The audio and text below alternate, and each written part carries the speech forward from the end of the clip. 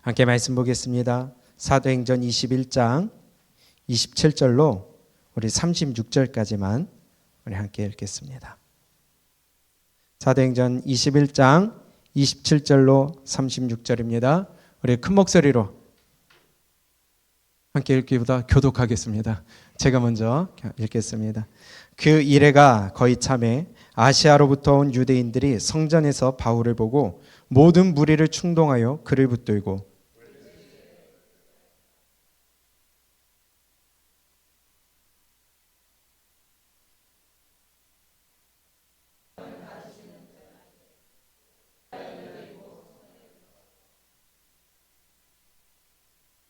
이는 그들이 전에 에베소 사람 드로비모가 바울과 함께 시내에 있음을 보고 바울이 그를 성전에 데리고 들어간 줄로 생각함이러라.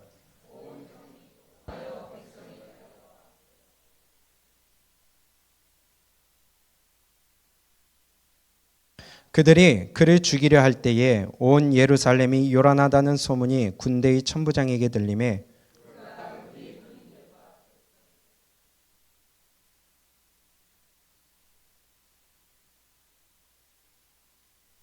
이에 천부장이 가까이 가서 바울을 잡아 두 쇠사슬로 결박하라 명하고 그가 누구이며 그가 무슨 일을 하였느냐 물으니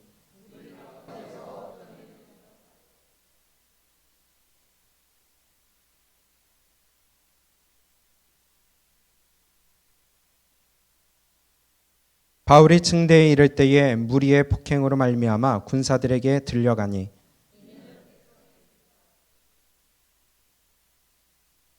아멘. 오늘 또 함께 바울의 전도 사역을 또 함께 따라가도록 하겠습니다. 우리가 지난 시간에 봤던 말씀은 우리의 본질을 붙잡자는 것입니다. 우리의 믿음의 본질을 붙잡지 않으면 우리가 주변의 것에 신경 쓰다가 결국 본질을 놓치고 예수 그리스도를 놓치고 본질 되시는 예수 그리스도를 놓치게 되면 우리의 믿음은 헛것이 될 것입니다. 율법에 얽매여서는 안 될 거예요. 우리가 어떤 규례에 얽매여서는 안 될 거예요. 그러나 중요한 것은 예수 그리스도라는 것입니다. 우리가 예수님 놓치고 예수님과 거리가 멀어지고 예수님과 사이가 멀어지며 언젠가 말씀드린 것처럼 예수님께 가까이 가면 갈수록 십자가에 가까이 가면 갈수록 십자가는 크게 보일 수밖에 없어요. 그러나 내가 예수님으로부터 멀어지면 멀어질수록 십자가로부터 멀어질수록 그 십자가는 작아질 수밖에 없을 것입니다. 여러분들의 눈에, 여러분들의 마음 가운데 이 십자가의 크기가 지금 어느 정도의 크기입니까? 가까이 가면요, 십자가가 고개를 쳐들어야 볼 수밖에 없을 거예요. 그리고 그 흘러내리는 핏방울을 볼 수밖에 없을 거예요. 그러나 멀리 가면 멀리 갈수록 십자가는요, 내 손바닥으로 가려지고요, 핏방울은커녕 거기에 묻어있는 어떤 것도 보이지 않을 것입니다. 은혜는 그만큼 사라질 거예요. 주님께 십자가에 가까이 나아가 우리의 믿음의 본질 십자가를 예수 그리스도를 붙드는 우리의 믿음이 되시기를 축복합니다. 오늘 바울의 그 다음 행적을 봅니다. 예루살렘에 올라갔어요. 드디어 바울에게 예언했던 것들이 오늘 이루어집니다. 당신 예루살렘에 올라가면 결박됩니다. 당신 예루살렘에 올라가면 붙잡힙니다. 했던 그 예언이 오늘 현실로 이루어지게 되는 장면이에요. 오늘 우리가 살아가다 보면은 교회 생활하다 보면 신앙생활하다 보면 사회에서 살아가다 보면은 자꾸만 우리 가운데 일어나는 것은 뭐냐면 내 기준으로 남을 평가하게 되는 거예요. 이것이 바로 교만이라는 것입니다.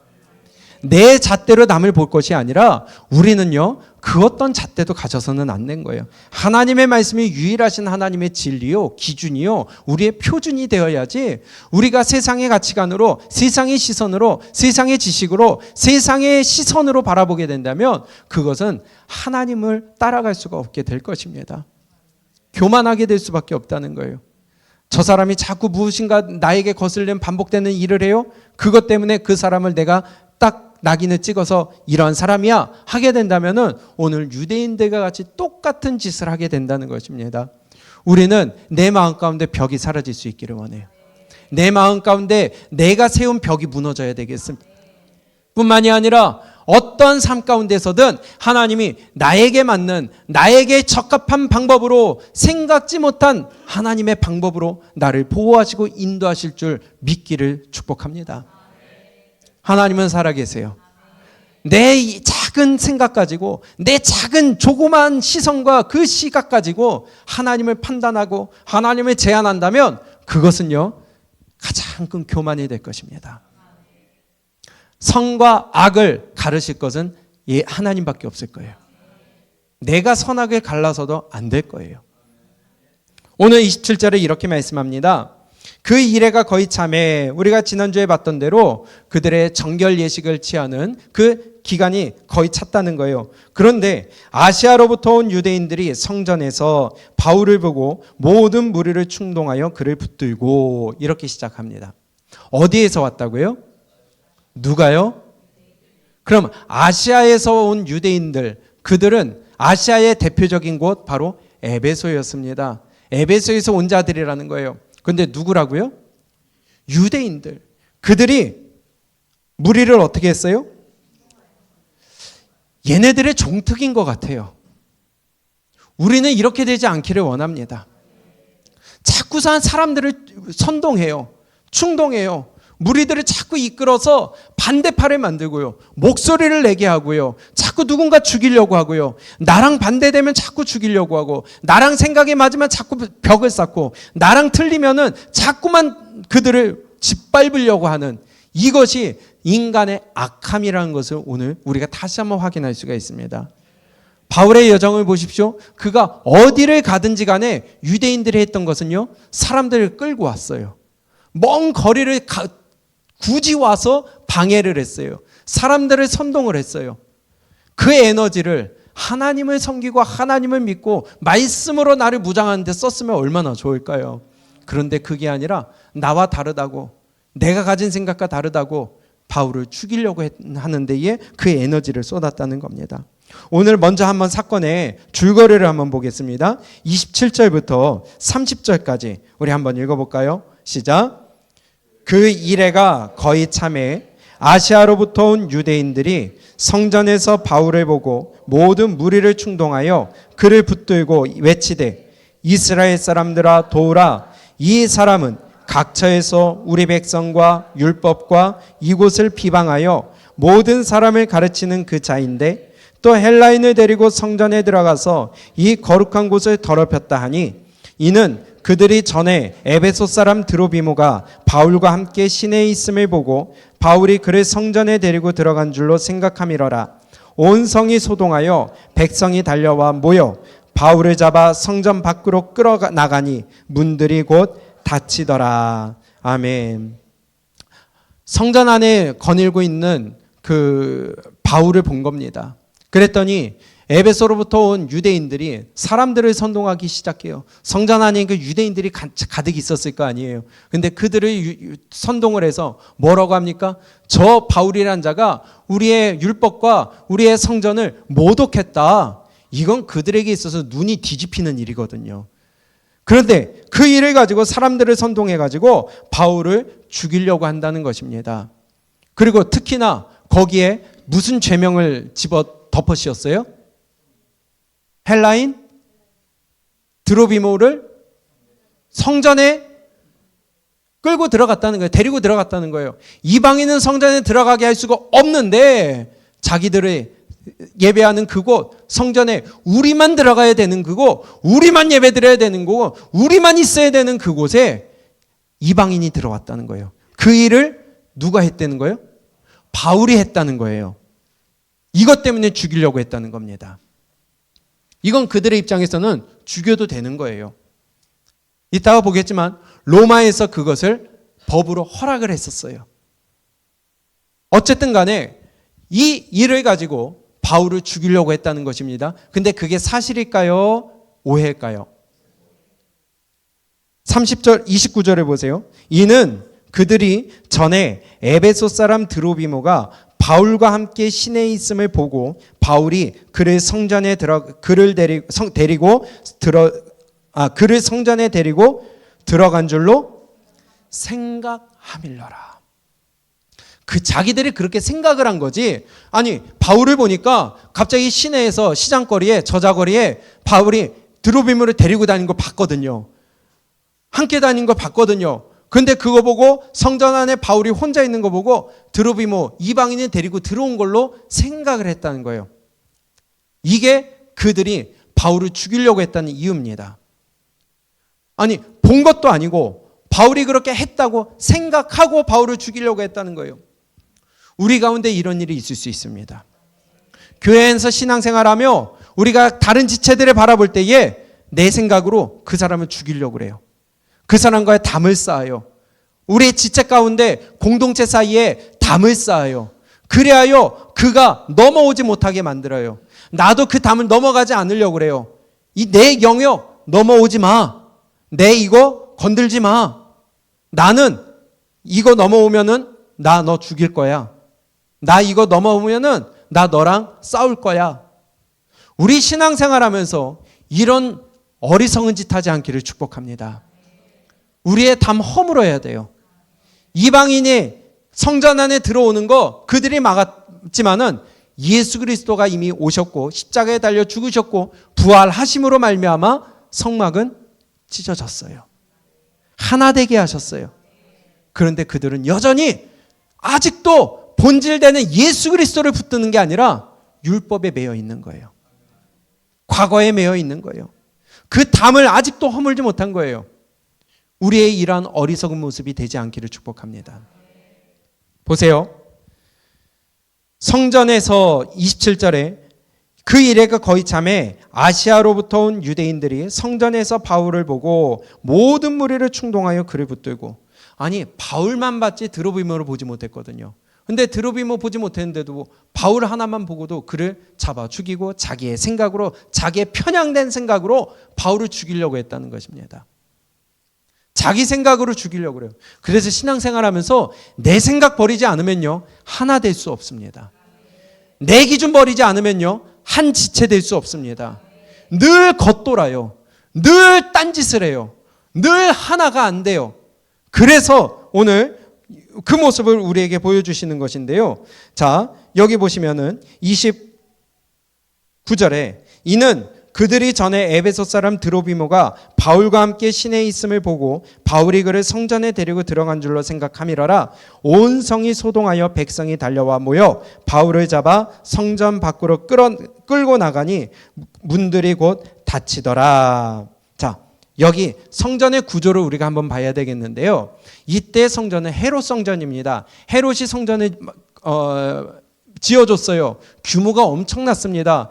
자기의 유대인들의 마음을 얻기 위해 성전을 또 넓게 크게 지어줬고 뿐만이 아니라 자기를 드러내기 위함이었거든요. 그런데 그 모습을 우리가 구조를 한번 잠깐 보도록 할게요. 이게 복원한 헤롯 성전, 예루살렘 성전의 모형입니다. 여기에 보게 되면은 여기가 뭐냐면요, 여기가 바로 사내들인 건물이에요. 사내들인 공회가 저기에 모였던 것으로 추정을 합니다. 자, 그림 잘 보이세요? 글씨는 안 보이더라도 제가 읽어드릴게요. 여기가 사내들인 공회고요, 건물이고요. 그 다음에 여기가 바로 성소, 그리고 저 안이 지성소 나뉘는 그 곳입니다. 그럼 그 앞이 뜰이 되겠죠. 이해가 되세요? 그리고 여기가 무엇이냐? 여기가 바로 들어보셨을 텐데요. 이방인의 뜰이라는 곳입니다. 여기가 바로 예수님께서 성전을 정화시키실 때에 상을 얻고 동물들을 쫓아냈던, 비둘기를 엎었던 그곳이 바로 여기예요. 이방인의 뜰. 그리고 여기 이 선 보이세요? 제가 이게 거리가 멀어서 잘 안 되는데 확대가 돼야 되는데 여기가 바로 이방인의 뜰 경계입니다. 이 경계석을 이렇게 담을 쌓아놨어요. 약 1m 40 정도 되는 높이로 쌓아놨다고 합니다. 왜냐? 이 안에 성소와 지성소가 있고 뜰이 있고, 그리고 이것을 저 경계석으로 140 정도 되는 높이의 경계석을 해놓고 여기는 이방인이 못 들어온다고 경계를 지어놓은 거예요. 그럼 이방인의 뜰은 이방인들이 들어올 수 있다는 거예요. 이해가 되세요? 그런데 여기 옆에 성처럼 보이는 데 보이세요? 여기가 안토니아 요새라는 곳입니다. 이건 좀 이따 설명하도록 하고요. 하도 밀란이 많이 일어나니까 예루살렘에 밀란이 많이 일어나니까 이 로마 군인들이 여기 항상 상주하면서 감시했었어요. CCTV 역할을 했었던 거예요. 그러면서 밀란이 일어나면은 여기서 바로 군인들이 나와서 늘 여기서 문제가 많이 생겼으니까 군인들이 바로 쫓아나와서 진압을 하고 평정을 하는 그것이 바로 여기가 안티오니오 요새입니다. 자, 여기에 성소 지성소를 다시 한번 좀 가까이 보게 되면요. 이렇게 돼 있어요. 요 앞이 여인의 뜰이고요. 저 안쪽이 문을 지나서 안쪽이 제사장의 뜰, 이스라엘의 뜰이라고 합니다. 그리고 그 문으로 들어가면 성소가 나오고 지성소로 들어가게 되는 곳. 그러면 여기 이쪽에 이렇게 경계석 보이세요? 예, 이게 바로 이방인의 뜰을 경계하는 140 정도 되는 높이의 경계석입니다. 그런데 여기에 경고문이 붙어 있었어요. 어떤 경고문이 있었냐면은 이렇게 표지석으로 해서 여기를 넘어서는 이방인들은 우리가 죽인다. 너 넘어오지 말아라. 로마 정부에서 허락을 해줬습니다. 그것이 발견된 고고학적인 그게 이거예요. 이게 안토니아 요새고요. 자, 이게 발견된 경고문입니다. 여기 보시면 Warning to Gentiles Inscription이라고 되어 있는데 경고문이에요. 이방인에게 하는 경고문이에요. 이렇게 헬라어로 써 있는데 이 내용이 뭐냐면요. 이겁니다. 다른 민족 누구도 사원과 그 주변 울타리 주변의 장벽 안으로 들어갈 수 없습니다. 만약에 그렇게 하다가 잡히는 사람은 누구나 자신의 죽음에 대해 책임을 지게 될 것입니다. 너 죽는다는 거예요. 그러니까 이방인의 뜰 안으로 들어가면은 이방인의 뜰까지는 괜찮은데 그 안에 성전이라고 성소라고 구별된 그곳으로 이방인의 뜰 경계석을 넘어가게 되면은 너 죽는다는 거예요. 근데 오늘 이스라엘 백성들이 유대인들이 드로비모가 거기에 바울이 드로비모를 데리고 갔다고 생각하고 죽이려고 했다고 그랬잖아요. 이것 때문이라는 것입니다. 그리고 거기서 바울을 끌고 나와서 문이 닫혔다고 그랬잖아요. 그게 바로 아까 140 정도 되는 그 문이 닫혔다는 것입니다. 이해가 되세요? 그러면 지금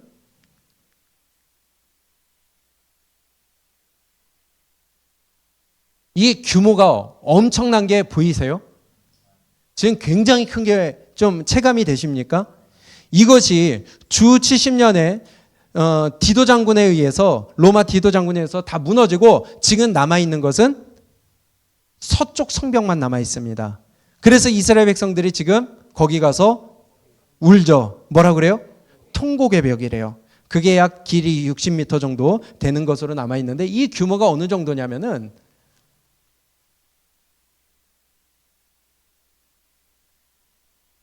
이 정도 됩니다.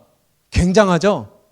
그럼 아까 그 예루살렘 성전 그 성벽이 굉장한 규모라는 게 이해가 좀 되시죠? 예, 이게 지금 남아있는 통곡의 벽에 사람들이 가서 기도하는 저기 유대인들의 모습도 보이고요. 예, 이렇게 됩니다. 잠깐 이해가 좀 되시죠? 예, 그러면 잠깐 다시 또 넘어가도록 하겠습니다. 그러면 먼저 28절을 보면요. 외치되 이스라엘 사람들아 도우라. 이 사람은 각처에서 우리 백성과 율법과 이곳을 비방하여 모든 사람을 가르치는 그 자인데 또 헬라인을 데리고 성전에 들어가서 이 거룩한 곳을 더럽혔다 하니 유대인들의 모습은요. 율법에 얽매여 있는 거예요. 그게 최고라고 생각하는 거예요. 그거 벗어나면 죽는 줄 아는 거예요.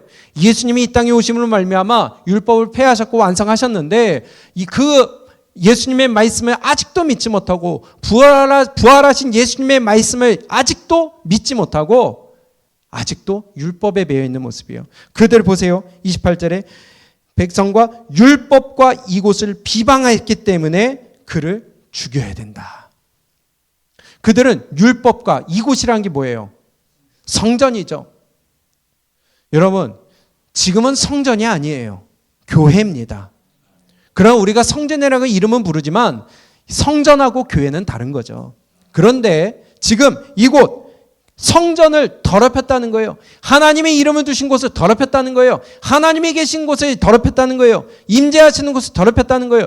얘네들은요, 여기에 목숨을 걸어요. 누굽니까? 사도행전 6장에 스데반을 죽일 때도 동일하게 그랬어요. 사도행전 6장을 보세요. 사도행전 6장 13절입니다. 시작. 거짓 증인들을 세우니 이르되 이 사람이 이 거룩한 곳과 율법을 거슬러 말하기를 마지 아니한도다. 이 거룩한 곳이 어디예요? 그리고 또 뭐를요? 율법, 성전과 율법, 여기에 목숨을 거는 거예요. 이거 거룩하게 구별된 곳인데 더럽히면 죽는다는 거예요. 율법에 매이니까 강대상 치우면 죽는 줄 아는 거예요. 십자가 치우면 죽는 줄 아는 거예요.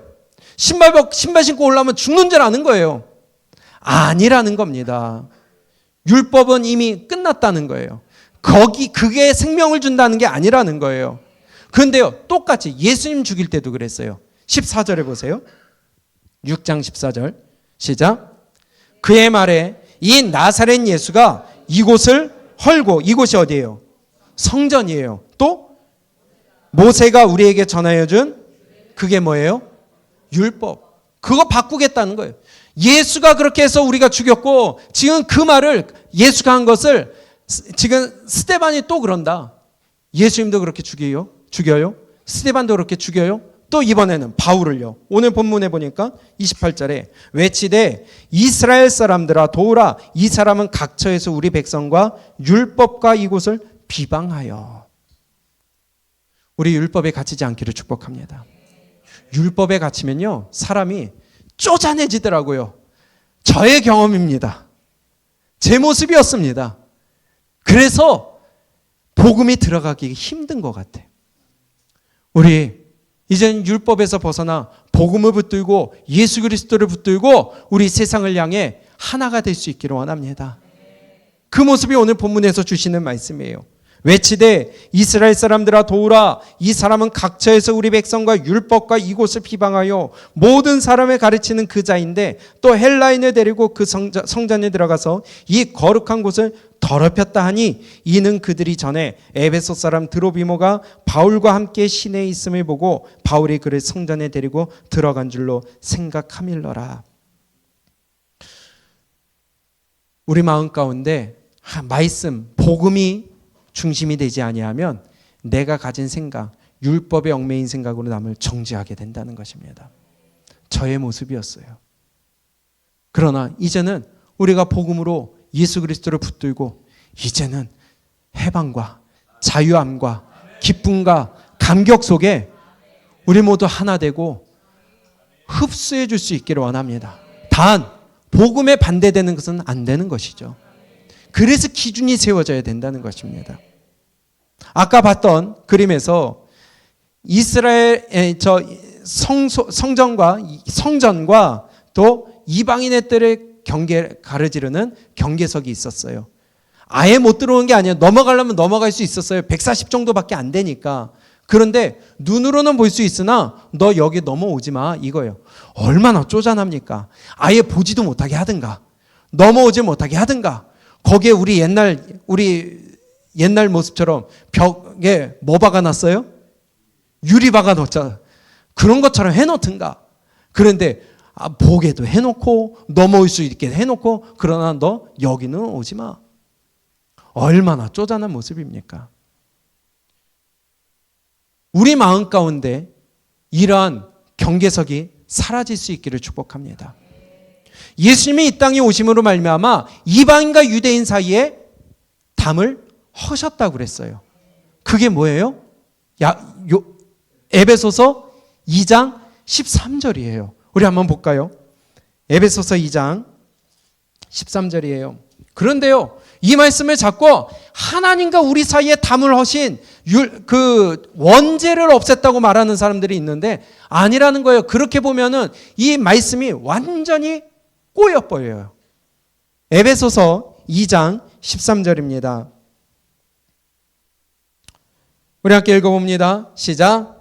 이제는 전에 멀리 있던 너희가 그리스도 예수 안에서 그리스도의 피로 가까워졌느니라. 자, 이제는 전에 멀리 있던 너희는 누구예요?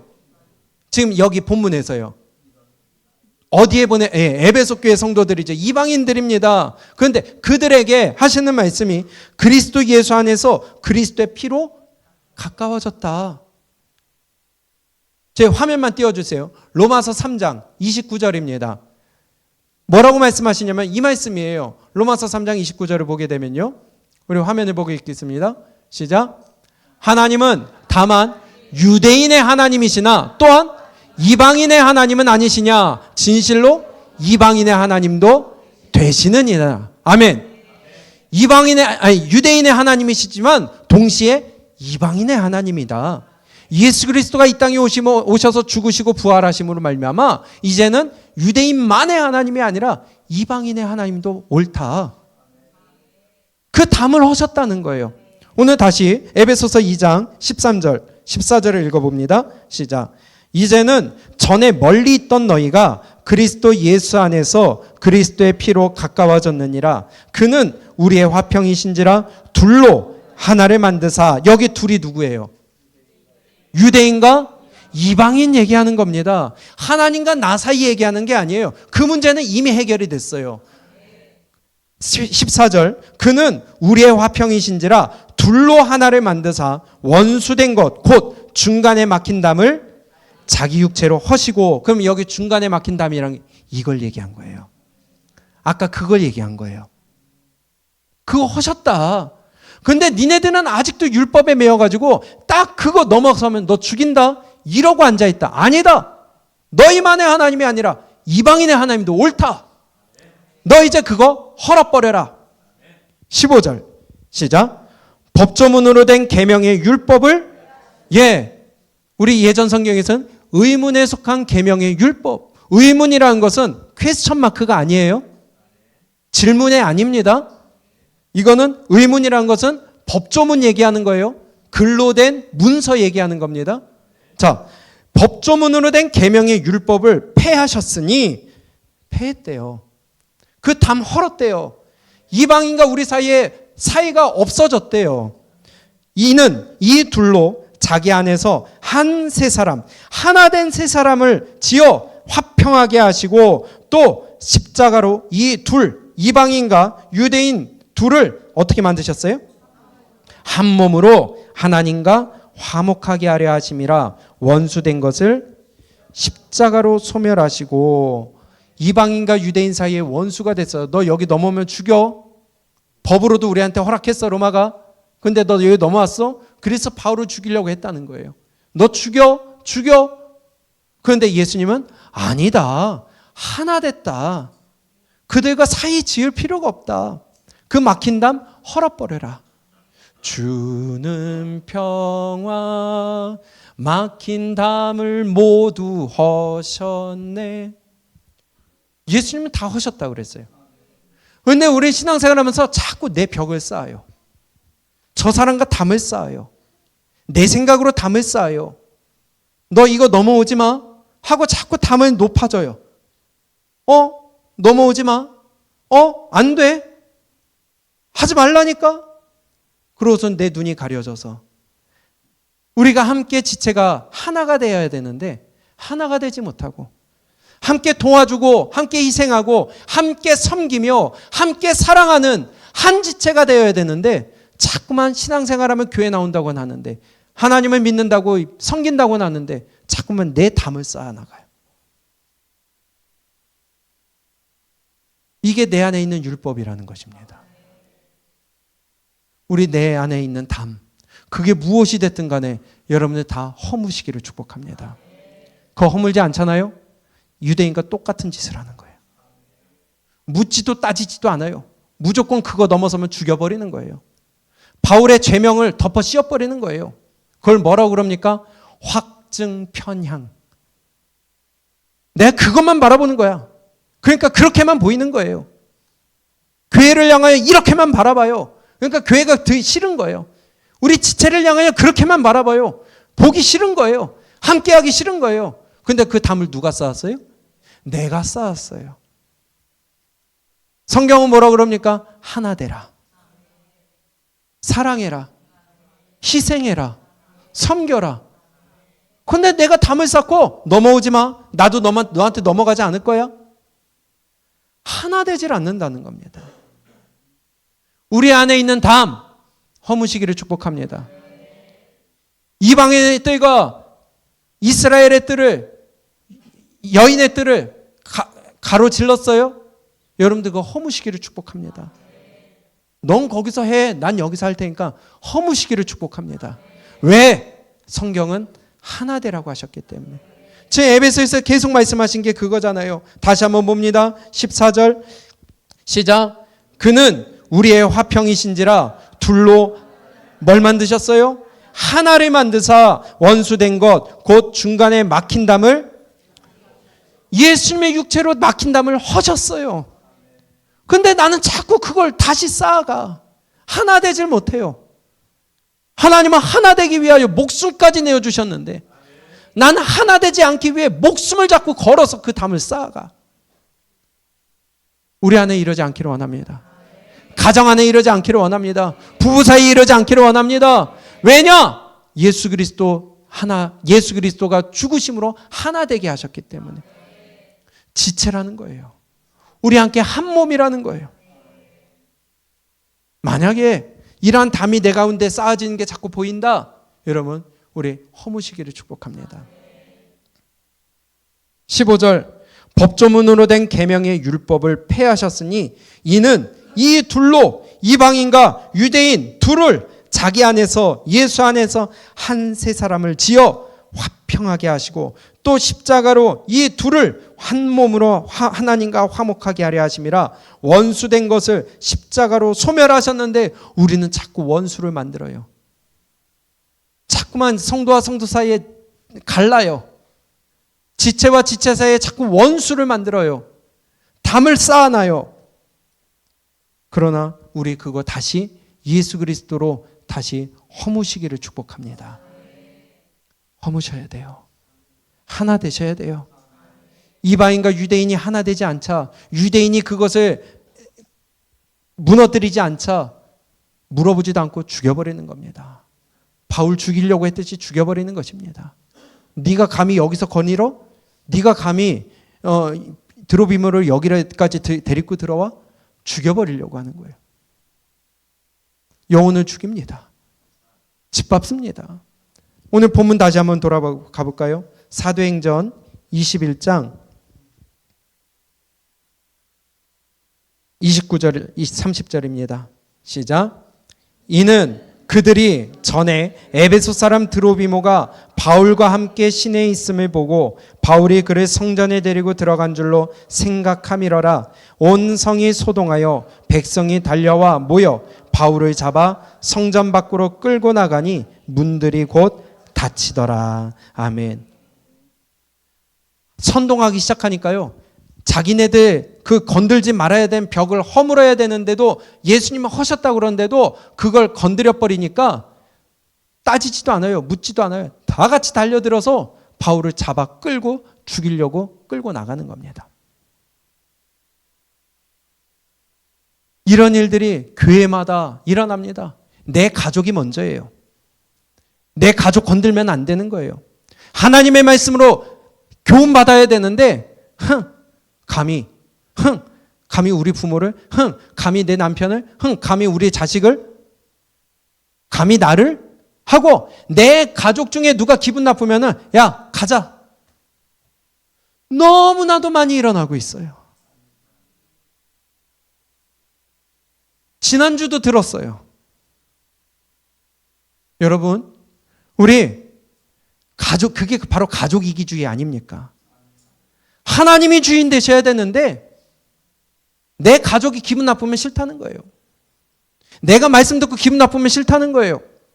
말씀 앞에 항복하고 엎드려 굴복해야 되는데 그게 아니라 가족 이기주의, 자기 이기주의, 하나님의 말씀보다 내 감정이 먼저 앞서고 하나님의 말씀보다 내 기준이 앞서는 거예요. 건들지 말라는 겁니다. 우리 그 모든 담 허무시기를 축복합니다.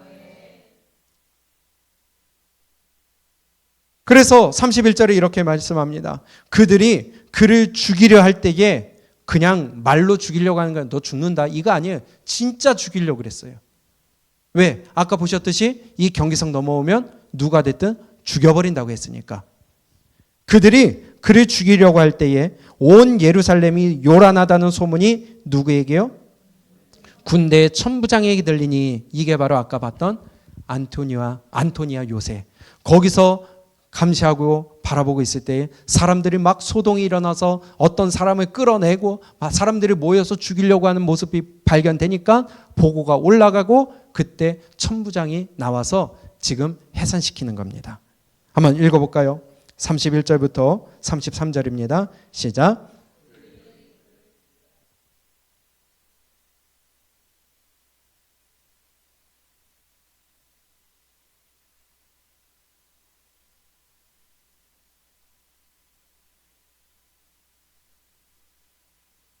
예, 천부장이 가까이 가서 바울을 잡아 두세 사슬로 결박하라 명하고 그가 누구이며 그가 무슨 일을 하였느냐 물으니. 아멘. 드디어 바울을 향하여 했던 예언이 성취가 됩니다. 바울 선생님 예루살렘 올라가면은 묶임 받습니다. 결박당합니다. 그 예언이 오늘 지금 33절에서 이루어집니다.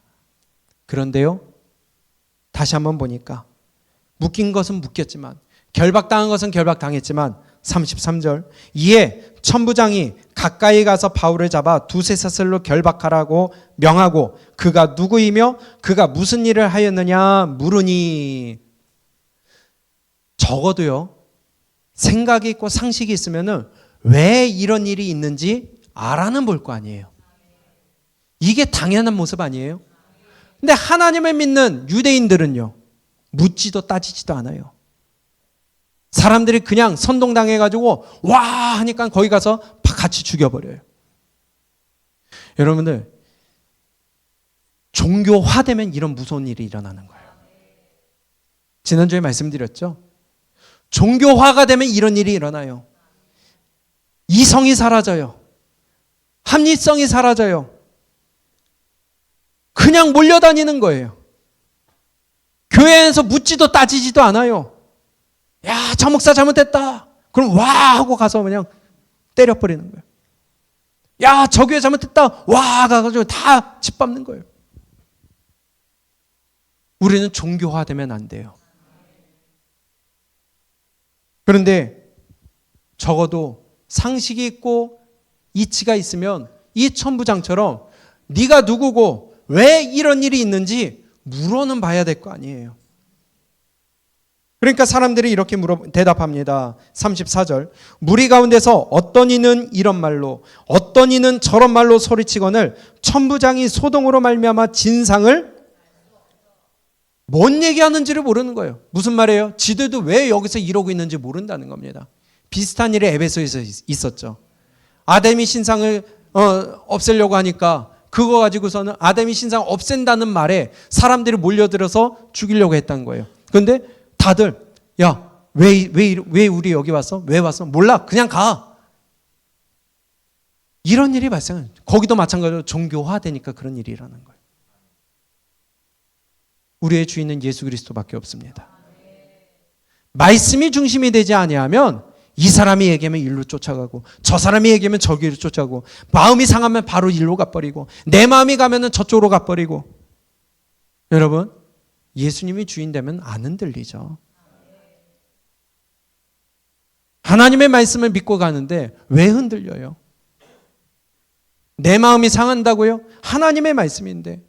아니, 우리 늘 듣지만은 우리 그 이방 여인처럼 아니 좀 달라니까 내 자녀의 것을 취하여 개에게 주면 마땅치 아니하다. 이것처럼 기분 나쁜 일이 어디 있습니까? 그런데 생명을 얻기 위해. 아멘. 여러분, 우리 하나님의 말씀 앞에서 우리의 어떠한 자존심도 우리의 어떠한 알량한 어떤 감정도 내려놓고 항복하고 굴복할 수 있기를 축복합니다. 그게 사는 길이에요.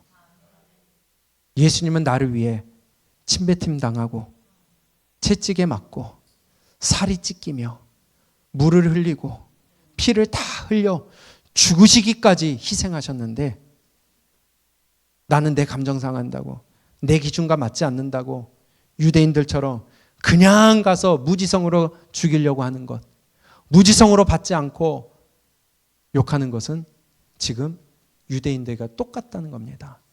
내 안에 있는 그 담, 허무시기를 축복합니다.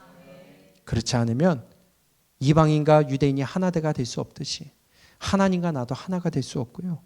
내가 주님 앞에 의의 길 걸어갈 수가 없다는 것입니다. 그래서 그를 34절 끝에 보니까 영내로 데려가라 명하니라.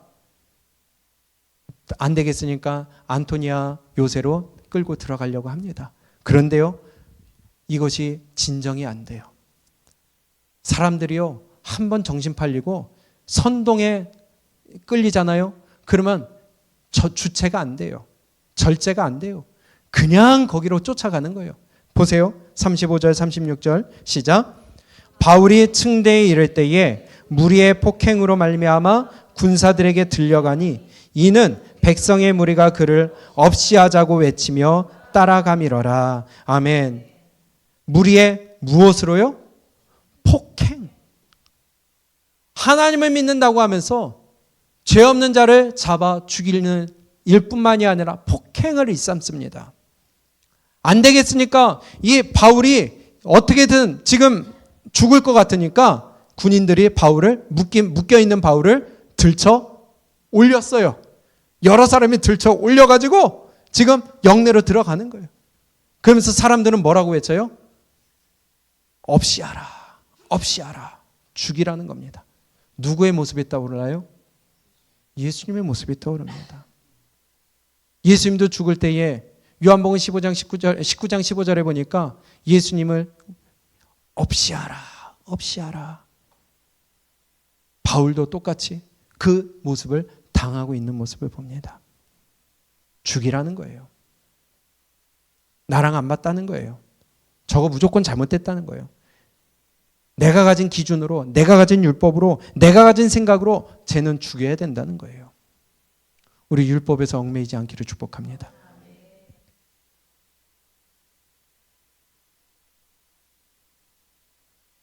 그럴 때에 희한한 일이 일어납니다. 37절 시작. 바울을 데리고 영내로 들어가려 할 그때에 바울이 천부장에게 이르되 내가 당신에게 말할 수 있느냐? 이르되 내가 헬라 말을 아느냐? 그러면 내가 이전에 소유를 일으켜 자객 4,000명을 거느리고 광야로 가던 애굽인이 아니냐? 바울이 이르되 나는 유대인이라 소읍이 아닌 길리기아 다소시의 시민이니 청컨대 백성에게 말하기를 허락하라 하니 천부장이 허락하거늘 바울이 층대 위에 서서 백성에게 손짓하여 매우 조용히 한 후에 히브리 말로 말하니라. 아멘. 바울이 이제는 끌고 영내로 들어가려고 하니까 바울이 제안합니다. 내가 잠깐 얘기를 해도 되겠습니까? 무슨 말로 했다고요? 헬라 말로 하는 거예요. 그 깜짝 놀라는 거예요. 네가 헬라 말을 알아? 헬라 말은 그때 전 세계 만국 공통어나 마찬가지고 지식인들만 쓰는 말이나 마찬가지인데 바울이 헬라 말로 천부장에게 물어보니까 깜짝 놀라는 거예요. 야, 네가 헬라 말을 어떻게 하냐? 나는 소읍 출신이 아니라 작은 도시 출신이 아니라 다소는요, 우리 그때 볼 때에 학문의 도시였어요. 굉장히 거기에는 대학도 있고 학문이 발전한 도시였습니다. 내가 여기 출신이다.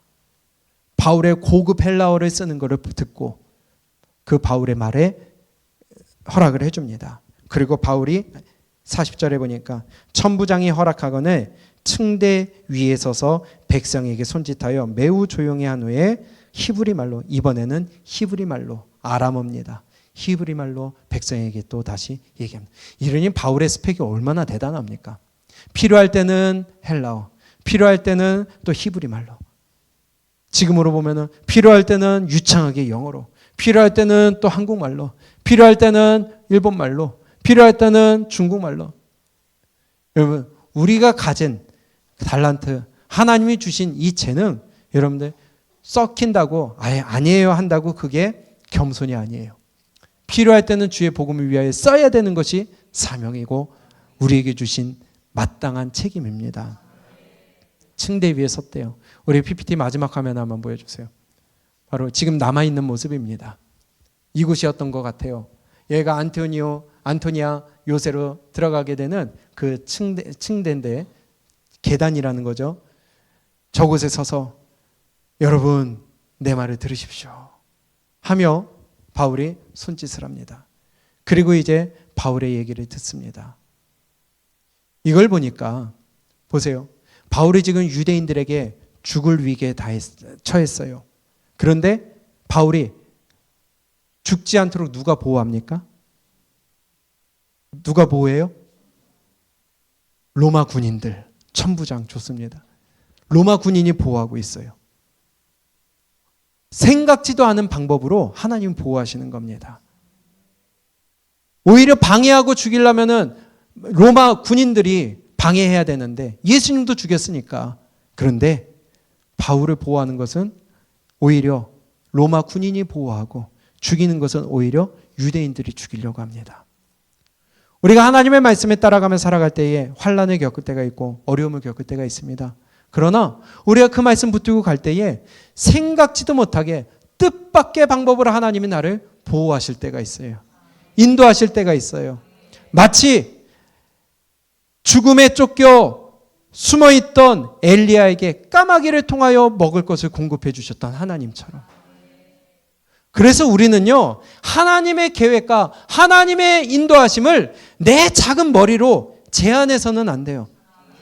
아예 하나님이 저 로마 사람을 통해서 인도하실까? 보호하실까? 하나님은 하신다는 거예요. 다시 그들이 반대로 바울을 방해하고 해방할지는 모르겠으나 지금은 하나님이 바울을 보호하시는 도구로 로마 군인들을 사용하신다는 거예요. 내 머리로 하나님을 제한하지 않기를 축복합니다. 어떤 방법으로 나를 이끄실지 몰라요. 그분은 무궁무진하시기 때문에 그의 생각은 내 생각과 다르다는 거예요. 그의 방법은 내 방법과 다르다는 거예요. 우리의 알량한 생각으로 알량한 자존심으로 하나님을 제한하거나 하나님을 무너뜨리지 않기를 축복합니다. 그게 가장 심각한 교만이라는 거예요. 이사야 43장에 뭐라고 그럽니까? 하나님은 광야에 길을 내시고요. 아멘. 사막에 강을 이루시는 분이 하나님이시라고 그랬어요. 하나님의 방법은 우리가 생각하지 못하는 뜻밖의 방법으로 나를 인도하신다는 겁니다. 지금 고난 가운데 있을지라도 환난 가운데 있을지라도 어려운 가운데 있을지라도 그분은 내가 생각지 못한 방법으로 저 사람이 나를 전혀 도와줄지 못할 것 같아도 하나님은 그 사람을 이용하실 수 있다는 거예요. 내가 아무리 높은 위치에 있을지라도 하나님은 아무리 보잘것없는 사람인 것 같아도 그 사람을 통해 나에게 도움을 주실 수 있어요. 주님만 의지해야 된다.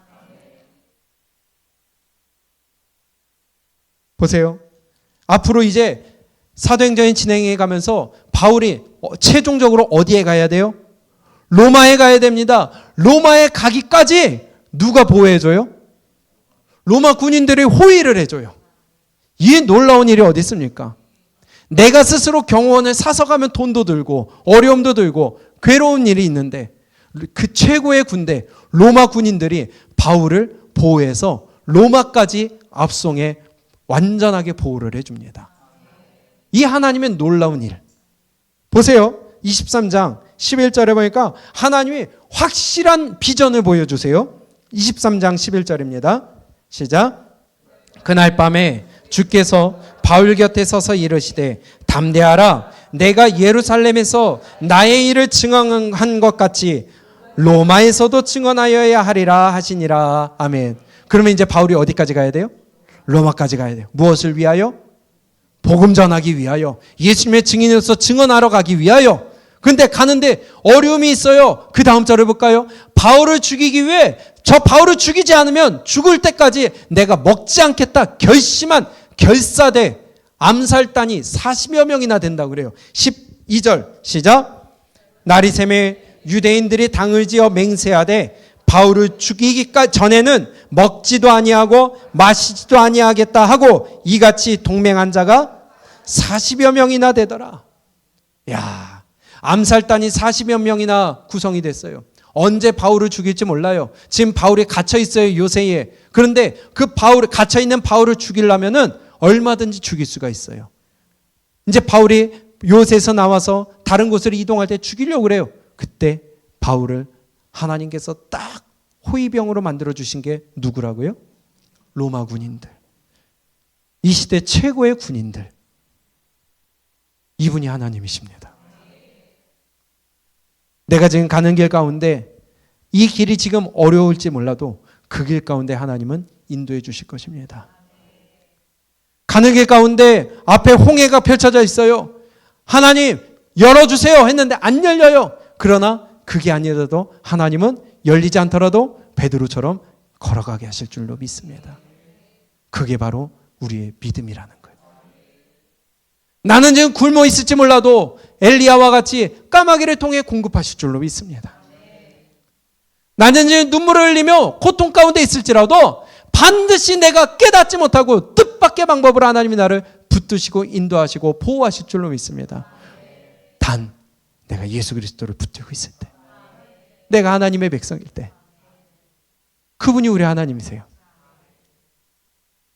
뜻밖의 방법으로, 전혀 생각하지 못하던 방법으로 나의 어려움을 해결해 주시는 그분,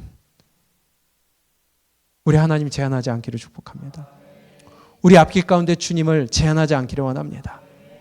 어떤 사람을 통해서 나를 이끄시든, 어떤 사람을 만나게 하여 나의 어려움을 해결하게 하시든 그것은 중요한 게 아니에요. 그분이 하셨다는 거예요. 오늘 말씀을 다시 한번 봅니다. 22장 1절입니다. 부형들아, 내가 지금 여러분 앞에서 변명하는 말을 들으라. 변명이란 게 변명으로 표시가 됐지만 내가 여러분들에게 설명하는, 변론하는 것을 들으라 이 말이에요. 부형들아, 이거는 관용어구입니다. 이스라엘 백성 유대인들이 쓰는 관용어구예요. 사도행전 7장에서 스데반이 자기를 변론할 때도 부형들이여, 지금 사도 바울도 부형들아.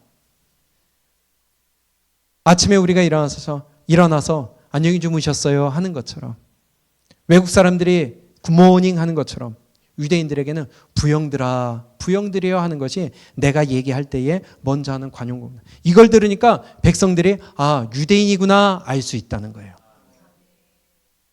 한국 사람은요, 자판기 누르고서는 안 기다려요. 삐 소리 나기 전에 손을 넣어야 한국 사람이에요.